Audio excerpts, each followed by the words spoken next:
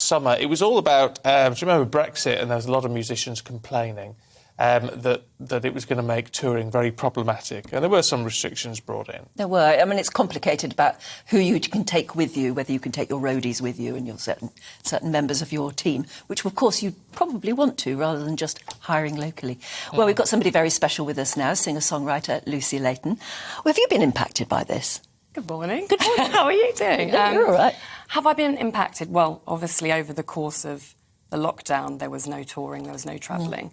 And I think nowadays, with the new legislation coming through, it's going to give labels and bands more confidence again to get back on the road and to tour again. And because just to explain, people who obviously don't work in your industry, the restrictions meant that if you have do you have a band that regularly work with you, and roadies and people like that? So you have a crew with you. Yes, of course, yeah. So during the restrictions, there were only places that you could go and take them with you. I think when it came to large tours, it was a limited thing. It was 3 stops or something that was allowed. Did you hear about that? Yeah, 3 stops, yeah. But now they're allowing English touring companies, haulage, large vehicles to travel through to Europe, backwards and forwards as many times as they want. Is that right? So how important is it for someone like you to be able to know you've got a carte blanche, you can go on tour anywhere you like, should the work pop up? Fantastic. Because also with the labels, I think, also, and budgets and working things out, there's the confidence again to rebook those tours post-COVID lockdown and everything. So it makes a massive difference. Yeah. So ideally, if you go and do a tour, how many people do you take with you, or would you like to? Oh, my goodness, I don't know. As many as possible. It varies on the different sizes of groups that you've got. So some of the large bands, they'll be taking a huge amount of people with them. And it's not just people. I mean, to be honest, what was confusing for musicians was the nature of paying for visas post-Brexit and whether that was going to be... all the paperwork as well. Yes, exactly, and things. So I think this is definitely something that's going to help ease that stress.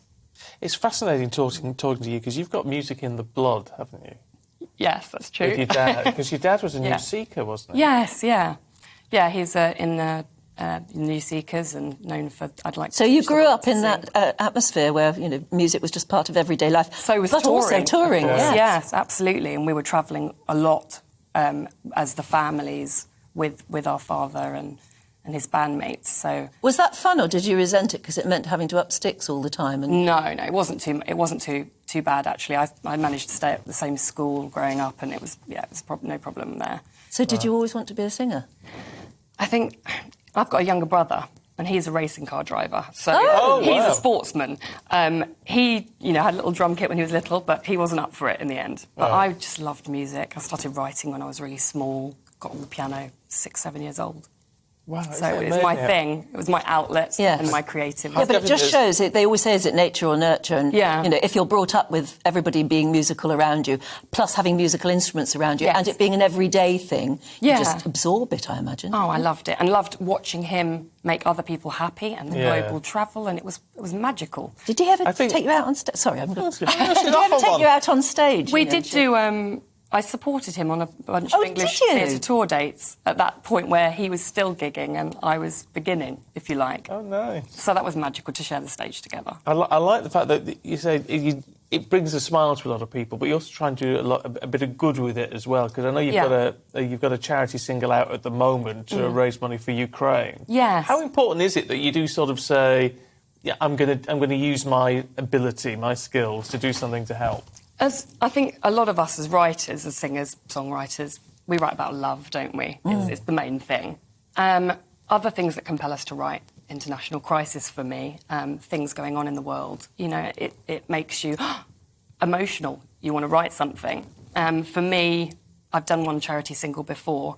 It's a great way, I think, as musicians as well. We don't get paid the most in the world. We want to give something back. And then if we can get people to, download the single and donate...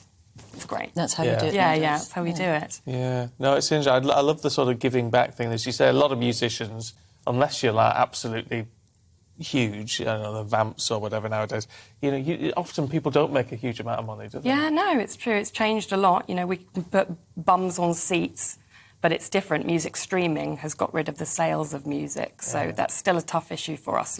Spotify, maybe 0.001% p per play.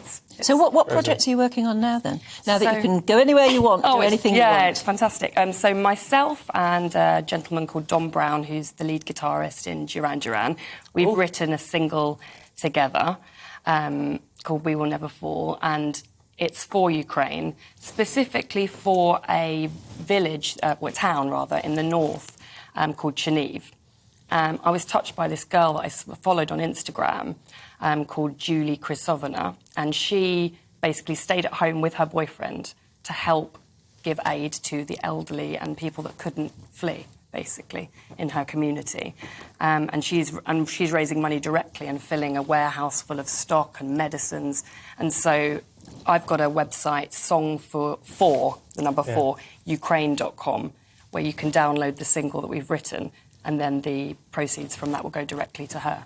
Oh, wow. Oh, that's really Does she good. she knows? Yeah, she knows. We've chatted. Oh, that's brilliant. Which I'm quite excited about. Songforukraine.com. Yes, yeah. That's really interesting because a lot of people, when they do sort of buy charity things, you never quite know where it's all going. You know exactly where it's going. Yeah, she was actually stressed at the time because she wasn't receiving, her community wasn't receiving anything from certain charities, and so she reached out and she said, "I'm going to do it direct. I'm going to do it directly, and anyone can donate as much as they like to get the download." So it's, Oh, it's a nice way of doing it. Look, good luck with that. Lucy, thank you. It's a real joy to talk to you. Thank you very much. Yeah, you indeed. too. Thanks, nice Pleasure. to meet you. Lovely to meet you. We'll be coming to one of your tours at some point. Love that. We'll have a night out. There's Fancy a a night threat. out. Yeah, no, I'd love one. Well, I don't know. As long as we're not working the next morning. Yeah, this is true.